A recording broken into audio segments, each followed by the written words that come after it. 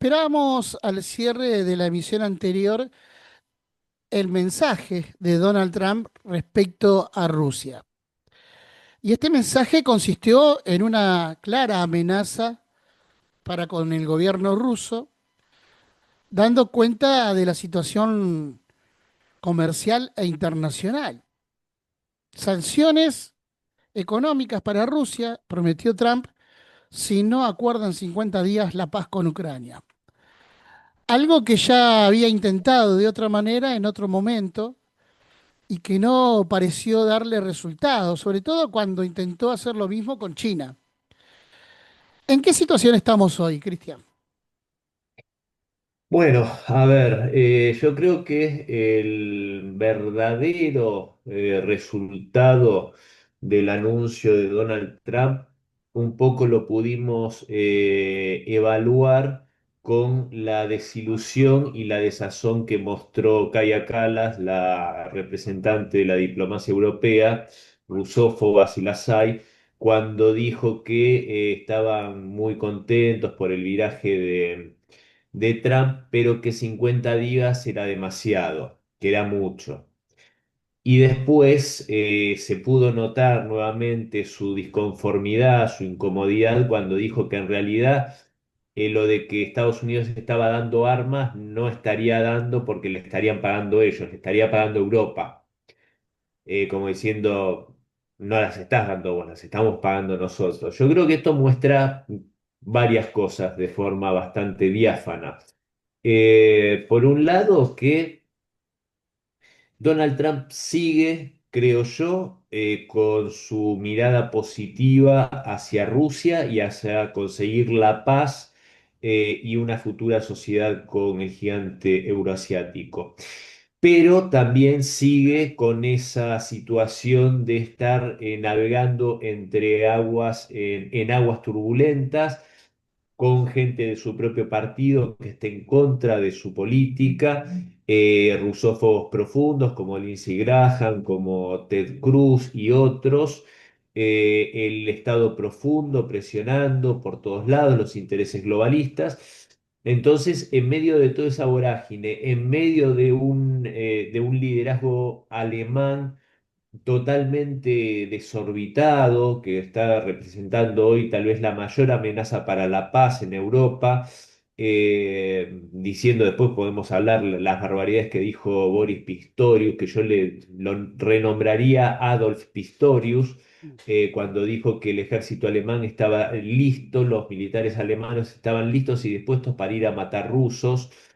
Me parece que unas declaraciones de mayor brutalidad, difícil encontrarlas. Entonces, en esa vorágine está dirimiéndose Donald Trump y creo que los 50 días es realmente, yo creo que es casi espectacular porque justamente lo que más beneficia a Rusia es el tiempo.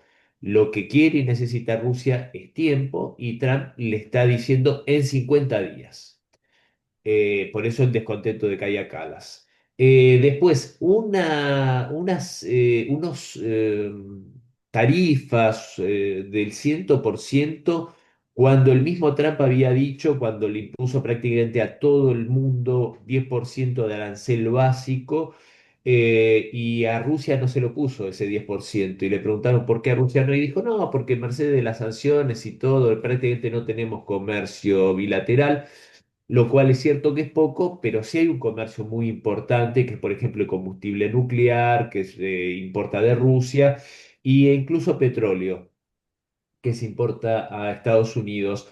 Eh, entonces veo difícil que se vayan a poner ellos mismos una sanción, unas tarifas del 100%. Entonces son como disparar cosas que en realidad no tienen sustancia, eh, no tienen relevancia, digamos. Yo creo que fue un poco para ganar tiempo, para conseguir esto que sí consiguió, que es importante, esto de venderle a Europa, o sea, que Europa tenga que pagar esas 17 baterías Patriot, que todavía no se sabe si son 17 baterías o 17 misiles, o sea, si son los misiles, son las lanzaderas completas. Ujú. Pero si son las baterías completas, estamos hablando de unos 14.000 millones de dólares.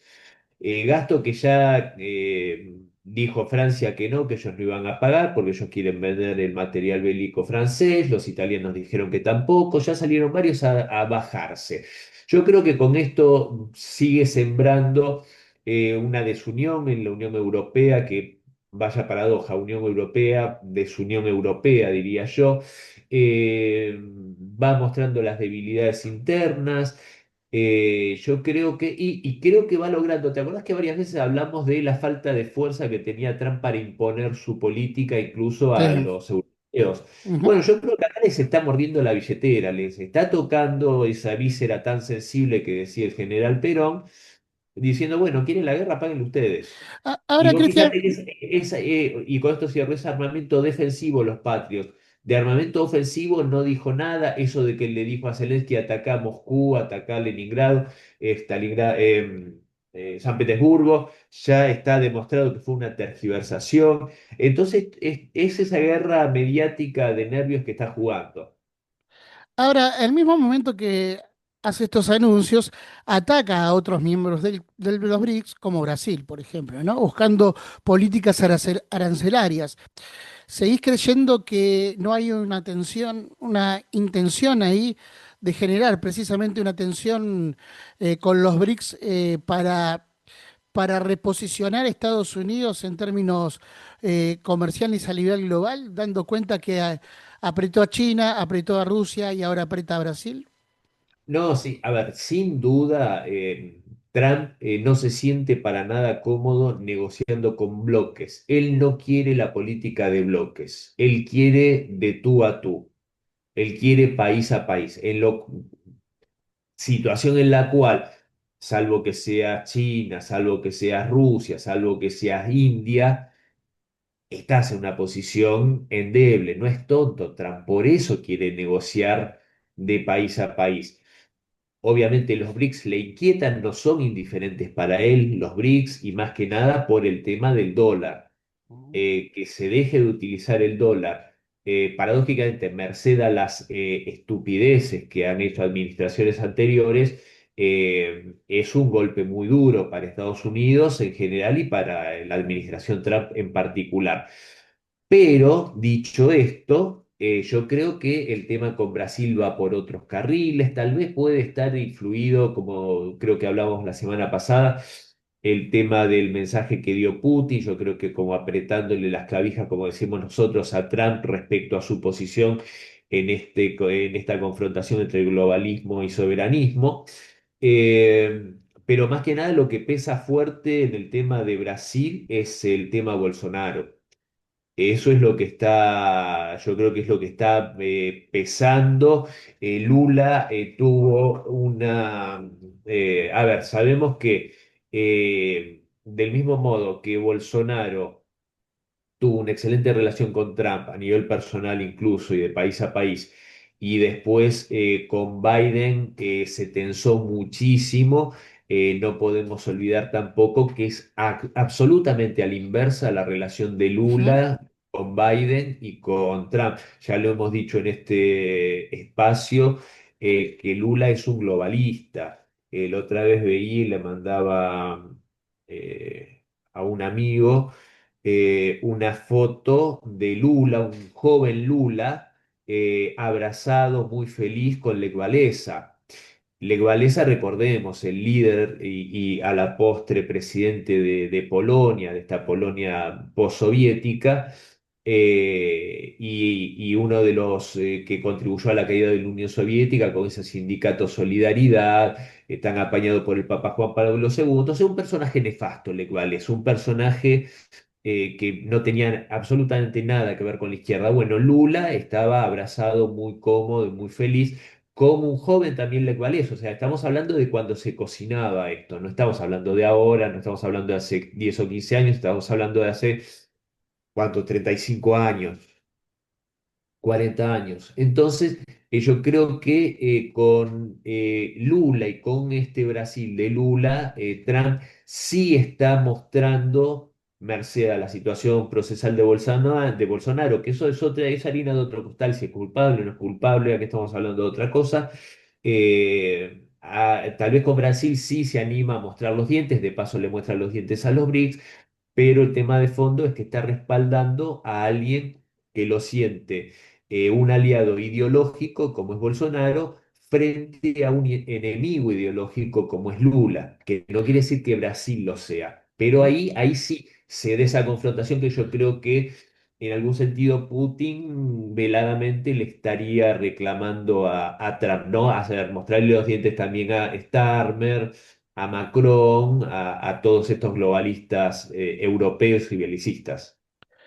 Precisamente en el momento que estamos hablando surge la información de que la policía de Brasil pidió la captura de Bolsonaro. No es un tema menor, habrá que ver cómo se desarrollan los acontecimientos en en las próximas horas, pero bueno, la tensión política en Brasil gira también en torno a esta situación, con una clara incidencia también de Estados Unidos.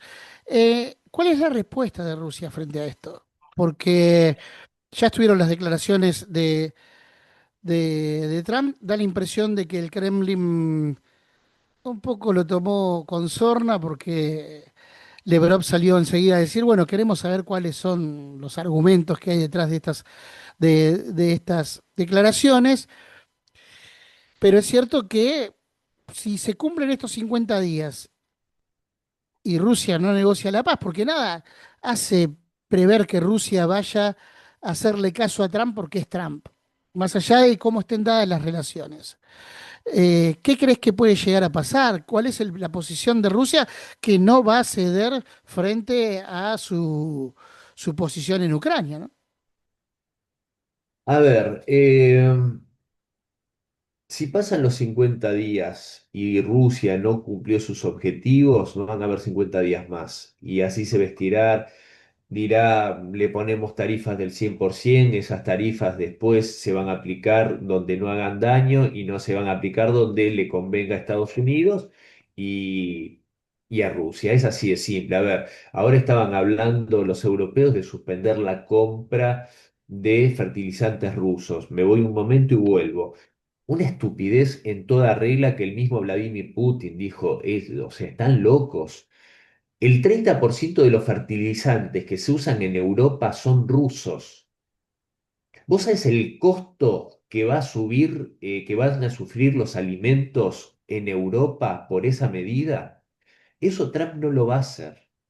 ¿Entendés? O sea, acá los idiotas son los europeos que se aburren de pegarse tiros en los pies, lo hicieron con los hidrocarburos rusos, acá lo van a hacer con los alimentos ahora, mientras que ni siquiera el Estados Unidos de Biden le puso sanciones al combustible nuclear ruso, porque sabía que lo necesitaban.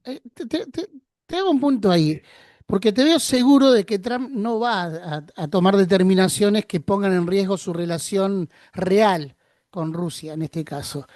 Pero ¿cuáles son los basamientos para eso? Porque puede ser también que Trump esté patinando o que tenga una visión disociada de la realidad, digamos. Esto pasa también, ¿no? Sí, sí, sí, Estuvo sí. internado, tiene problemas de salud, es un hombre grande, tiene serias dificultades dentro de, como bien lo señalabas vos, dentro de su propio gobierno. Tiene dificultades internas en Estados Unidos, lo decíamos la semana pasada, su plan económico no está dando los resultados que esperaba.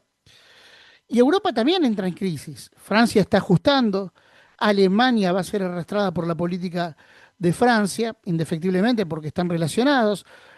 Bueno, estamos entrando en una convulsión que va a generar un sacudón importante en el mundo y sabemos por historia, que Estados Unidos cuando entra en crisis busca sacar la crisis de su país y llevarla afuera. No hay distinción, por lo menos yo no hago esa distinción, corregime vos si no es así, entre demócratas y republicanos cuando la crisis la tienen que sacar afuera. Porque la vocación imperial de Estados Unidos está latente, es innata a su propia conformación geopolítica. Digo, entonces, ¿qué tan seguro estamos de que Trump no vaya a querer dinamitar todo en función de los propios intereses de Estados Unidos? A ver, según mi modo de ver, primero, esto que mencionabas, respecto a las declaraciones de Trump, el mismo Sergei Lavrov dijo también, y es muy interesante, que había que entender que Trump estaba siendo sometido a muchísimas presiones y a muchísimos intereses diversos que lo presionaban y lo tiraban de un lado para el otro. Esto mismo que te mencionaba antes. Eh, ¿Por qué? A ver, yo lo fundamento por lo siguiente, porque para poder sacar adelante un país que está en una situación económica calamitosa, con una crisis de deuda brutal, con una desindustrialización que yo no sé si tomaban real dimensión de lo que iba a provocar cuando alegremente en los 70 decidieron empezar a desindustrializar el país para llevarlo a otros lugares con mano de obra barata en función solamente de las ganancias empresariales cuando empezaban a empobrecer a la clase trabajadora estadounidense, a destruir la clase media, etcétera.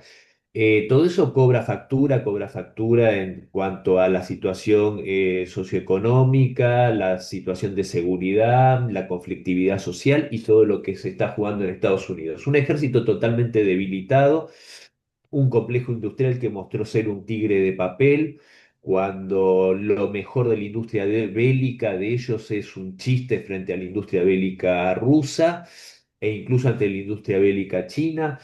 Entonces Donald Trump no es tonto, es un señor mayor, estamos de acuerdo en eso, pero yo creo que tiene todavía bastante lucidez y sabe que sacar a Estados Unidos de esa situación calamitosa sí o sí va a necesitar de fortalecimiento y para fortalecerse también va a necesitar de socios que le ayuden. Y en Europa no tiene eso, porque justamente los que tienen el poder en Europa son los que hicieron eso, son los mismos intereses que hicieron eso en los Estados Unidos, el interés globalista, el globalismo corporativo financiero, ¿no? Los que quieren convertir los países en meras cosas que sean explotadas, donde la población le molesta, es un obstáculo, es una cosa que hay que reducir y solo hay que darle la libertad y todas las prerrogativas a las corporaciones. Trump le quiere dar muchas cosas a las corporaciones, muchas prerrogativas, pero que fabriquen en los Estados Unidos, que hagan grande el país, que contribuyan a que la clase trabajadora americana vuelva a ser fuerte. Yo creo que desde Franklin Roosevelt no escucho a políticos nombrando tanto a la clase trabajadora como lo hacen en los discursos Trump y especialmente Vance. Entonces yo por todo esto creo que la salida de Estados Unidos de este plan de Trump está justamente en conformar una alianza, una cartelización del mundo, como quiera llamarle, con Rusia y con China, donde puedan colaborar, no se ocupan el asado, como decimos en honor al Martín Fierro, y puedan convivir y crecer. ¿Qué nos va a pasar a los países que estemos en un área de influencia u otra? Dios nos proteja, no lo sé. Digo, Dios nos proteja si caemos en el área de influencia de Estados Unidos, o hay que ver si, como dijimos, creo que en la semana anterior, Estados Unidos también va a tener que comprender que tiene que modificar ciertas políticas. Pero yo sinceramente no tengo demasiadas dudas que yo no creo que Trump cometa la torpeza de aliarse y de seguir las políticas de él, hacer seguidismo político de los que son sus enemigos políticos, los que le hicieron campaña en contra, los que le hicieron campaña a favor de Kamala, los que aplaudían a más no poder cuando gana, entre comillas, Biden, cuando casi va preso. Esto con Bolsonaro, no te olvides que, repito, más allá de que sea bueno o mala persona, que sea culpable o no, no me interesa. A Trump con Bolsonaro le genera mucha empatía, muchas similitudes. Que a Trump lo quisieron meter preso por lo del 6 de enero, lo quisieron proscribir, le hicieron muchísimas cosas, lo quisieron matar incluso. Entonces, yo creo que por eso ese apoyo a Eh, Bolsonaro, Está ¿no? bien, pero no le conviene a Trump tener un gobierno proindustrial como el de Brasil, el actual, para hacer negocios precisamente en términos de relaciones bilaterales, porque Brasil también es un socio comercial de Estados Unidos hoy. Y Sí, frente a la política económica de Bolsonaro, una política que podría ir en contra de esos intereses comerciales que también representa Trump. Digo, no entra una contradicción ahí en función de privilegiar lo ideológico frente a lo práctico. Lo que pasa que, a ver, tal vez con Brasil se puede ver de forma más nítida, más allá de que es una potencia industrial, por supuesto, Brasil, pero se puede ver de forma más nítida cómo es más fácil mostrarle los dientes a Brasil que mostrárselos a Alemania o a Ujú. Francia o al Reino Unido. Y me parece que también, en cierta medida, a ver, hablamos de zonas de influencia. Entonces, si entendemos que para Estados Unidos su natural zona de influencia es toda América, por supuesto que va a querer hacer más hincapié en el tema ideológico en nuestro continente, en nuestra región. Por eso tal vez es más importante contribuir a sacarse del medio a Lula y favorecer una llegada a un próximo gobierno de Bolsonaro. Me parece que tiene que ver con eso, cuidar su zona de influencia. Europa de última ya no le interesa demasiado a nadie, la verdad es esa. A Europa le sacás los museos y las hermosas ciudades que tiene, de lo cual en muchos casos queda poco, y no le interesa a nadie, no tiene nada. Y lo poco que... A ver, si vos te fijas, estas políticas nefastas en España se esfuerzan por destruir todo lo que es el potencial, todo lo que era el tema de producción de alimentos, el trabajo de las granjas, el trabajo de la soberanía alimentaria, con todo este tema que seguramente en parte es cierto y razonable, el tema del cambio climático, pero también se mezcla con ese catastrofismo climático y con esa excusa van haciendo cada vez más dependientes a los países y quitándoles muchas cosas que fueron emblemáticas, que fueron un poder grande en sus producciones nacionales de alimentos o de otras cosas, y eso es lo que están haciendo estos personajes. Entonces, Europa es como que yo creo que ya es dejarla a la deriva, decirle esto, querés hacer la guerra, hacela solo, pero en América el tema va por justamente por otro lado y va por afianzar esa zona de influencia por parte de Estados Unidos. Cristian, te saco de esta parte del continente y te llevo a otro lugar que tiene que ver con Asia. Hay una tensión manifiesta que va creciendo, sobre todo por la situación interna de Birmania, que va golpeando en otros países periféricos. También empieza a haber tensiones en la región de Camboya, Vietnam, que es estable, también va teniendo incidencia en esos ámbitos. Uno podría decir, bueno, pero ese es el foco donde mira China. Ahora, Rusia comparte también parte de una frontera mucho más amplia con ese sector de Asia. ¿Cuál es la visión que tiene Rusia respecto a estos países que, que si bien no tienen una centralidad estratégica, no dejan de ser importantes para la región? A ver, yo creo que Rusia, mira, en uno de los anuncios que hizo Vladimir Putin en la cumbre de los BRICS en Kazán el año pasado, enfatizó en que los BRICS se iban a enfocar muy fuertemente en dos cosas, en la ayuda y el desarrollo de África y en la ayuda y el desarrollo del sudeste asiático, puntualmente, esta región de la que estás hablando. Ujú. Y esto no es casual, porque por supuesto que la desestabilización le conviene a este mundo unipolar, a este mundo hegemónico que ya prácticamente murió, a ese poder globalista porque en medio de el caos, de la confusión, de la enemistad entre los pueblos, ellos siempre ganan. Ellos tienen en estos países, porque lo tienen prácticamente en todo el mundo, salvo en aquellos países que han visto muy claramente cómo operan estas organizaciones, que diría cuasi mafiosas, que son muchas ONGs políticas, y las han prohibido su desarrollo y su trabajo en sus países, como es Rusia, como es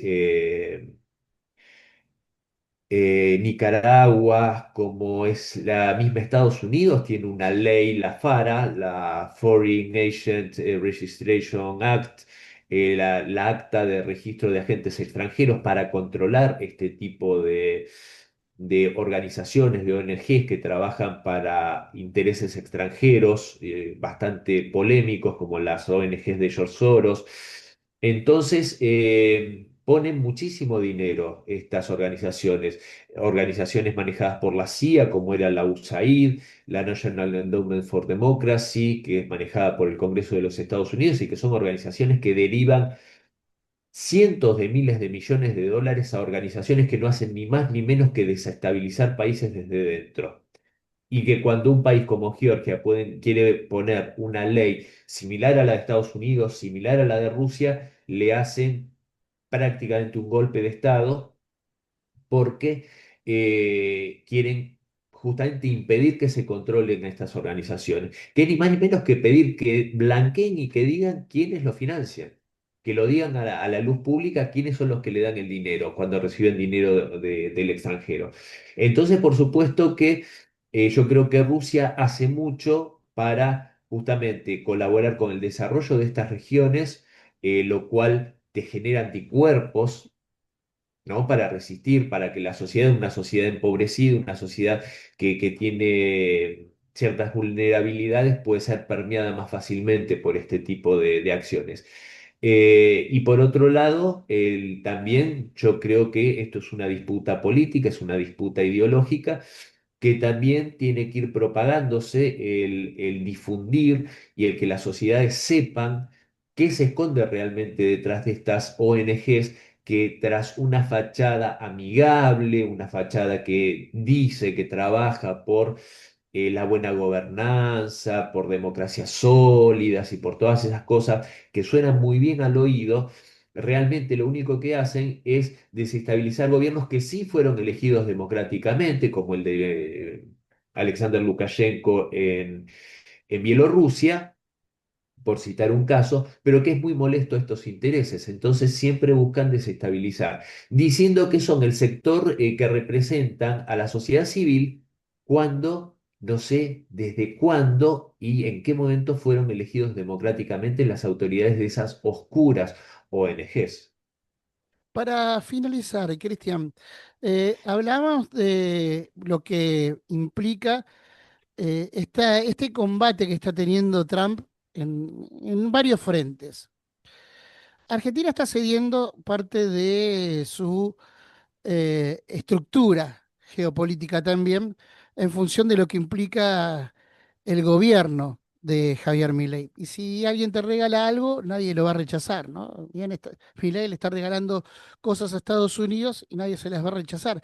¿Crees que Estados Unidos va a empezar a mirar también a Argentina como un centro geopolítico, pero como un enclave colonial? Digo, ya que estábamos hablando de África, el sudeste asiático, donde obviamente el globalismo tuvo incidencia colonial.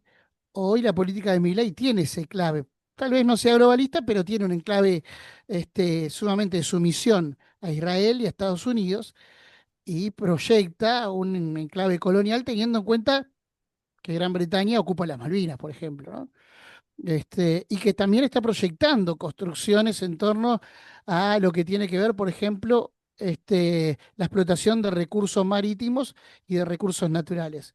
Bueno, ¿crees que Estados Unidos va a empezar a mirar de otra manera a Argentina y se va a empezar a establecer acá para también dar su pelea global en este contexto? Sí, yo no tengo demasiadas dudas al respecto. Lo único que podría, porque vos lo dijiste de una forma muy clara y de hecho creo que hay una anécdota que hasta Biden dijo, este hombre Milei es encantador, o no me acuerdo tal cual como fue textualmente, pero dijo, nos da hasta lo que no le pedimos. Ujú, ujú. Sí, es Es grave, sí. así, o sea, tiene una vocación de genuflexión, de servilismo, de lamebotas, que realmente es horrible. Aparte lo hace con convencimiento ideológico, lo hace de corazón, o sea, es un burka de la indignidad. Pero bueno, dicho esto, creo que lo único que nos podría salvar de no caer irreductiblemente en la zona de influencia y ser parte de la zona de influencia de los Estados Unidos hubiese sido hacer una política, una geopolítica inteligente desde hace décadas, cosa que no se ha hecho. Argentina con ese afán de cierta neutralidad o de estar ahí medio, vamos a parafrasear a más, en la avenida del medio, nunca se la jugó por nadie, nunca se la jugó por ningún lugar. Le declaramos la guerra a la Alemania nazi en los albores de que terminara ese conflicto bélico por presiones de Estados Unidos. O sea, tuvimos posiciones bastante raras históricamente. Y eso nos lleva a estar en un lugar que desgraciadamente...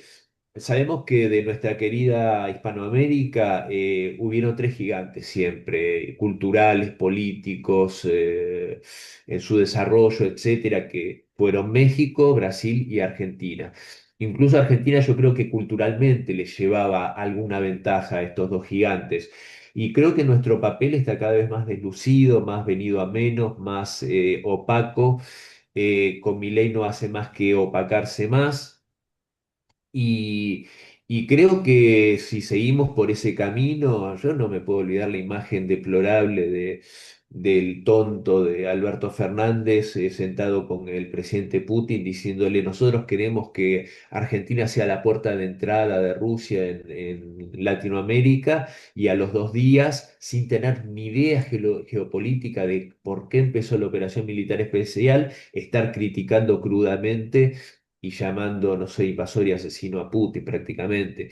O sea, un rasgo de ignorancia geopolítica no hubiese sido al Kremlin porque se sabía que la operación iba a empezar porque la cosa estaba al rojo vivo por aquel entonces. Entonces, estos traspiés ponen a Argentina en un lugar que yo creo que no me sorprendería que incluso en un futuro cercano otros países que tal vez antes nos miraban a nosotros con admiración, pasen a ser países más preeminentes en el campo geopolítico en lugar de nosotros. Y esto, ojo, de vuelta, ya estas son las partes en que me gano muchos amigos. Esto no hay que atañarse, endilgárselo solamente a Milei. Milei es la apoteosis de la estupidez geopolítica. Pero la ignorancia geopolítica de la que hicieron gala los gobiernos anteriores, y son todos los gobiernos anteriores, Macri, con su genuflexión también, no tan grosera como la de Milei, pero su genuflexión a Estados Unidos, Alberto Fernández con su cabecita europea, Cristina Kirchner sin profundizar, porque Cristina Kirchner hizo muchas cosas positivas con la Federación Rusa, pero siempre quedó en la intención, nunca terminaron de concretarse esos papeles firmados, más allá del afán que mostró la Federación Rusa por profundizar Bueno, el tema de armas. la no aceleración de entrada a los BRICS antes que asuma Milei, ¿no? Exactamente. Eso es algo que no se termina de explicar, a no ser que haya habido una presión muy grande de Estados Unidos para que esto no ocurra, teniendo en cuenta el marco de endeudamiento que tenía la Argentina, y allí se cedió, ¿no? Bueno, ahí están las deudas pendientes y los signos de interrogación a los cuales vamos a tratar de seguir respondiendo a lo largo de nuestras emisiones. Cristian, te agradecemos y será hasta la próxima. Un gran abrazo y en la próxima seguimos desentrañando estos temas.